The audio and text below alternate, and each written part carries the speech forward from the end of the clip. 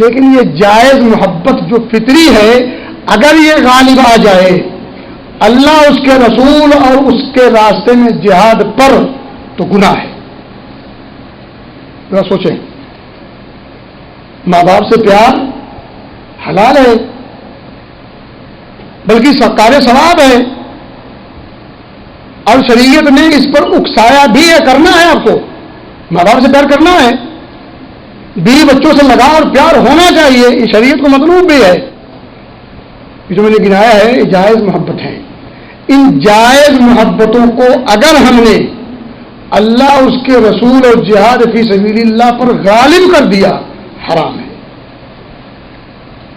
اللہ کہتا ہے قل ان کان آباؤکم وابناؤکم واخوانکم وازواجکم وعشیرتکم، آباؤکم باپ، وابناؤکم بیٹے، واخوانکم بھائی، وازواجکم بیویاں، وعشیرتکم قوم قبیلے خاندان، واموال اقترفتموها وتجارت تخشون کسادها، اور وہ مال جو تم نے خون اور پسینے سے، گاڑی کمائی سے جو کمایا ہے، خون اور پسینہ بہا کر کے جو کمایا ہے، وہ تجارت تخشون کسادها، وہ تجارت جس کے نقصان کا تمہیں ڈر لگا رہتا ہے، خسارہ نہ ہو جائے، وہ مساکن ترضونها، اور وہ گھر، وہ بنگلے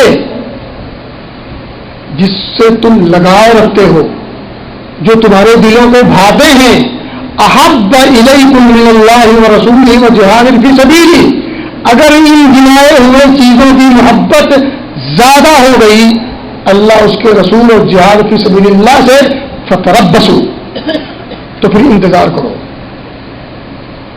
کس چیز کا انتظار کرنا ہے؟ اللہ کے عذاب کا۔ یہ میں نے جائز محبتوں کا تذکرہ کیا ہے، یہ سب محبت جائز ہے، مطلوب بھی ہے، کار ثواب ہے۔ ان جائز محبتوں کو اگر ہم نے درجہ بڑھا دیا، اللہ اس کے رسول کی محبت پر غالب آ گئی،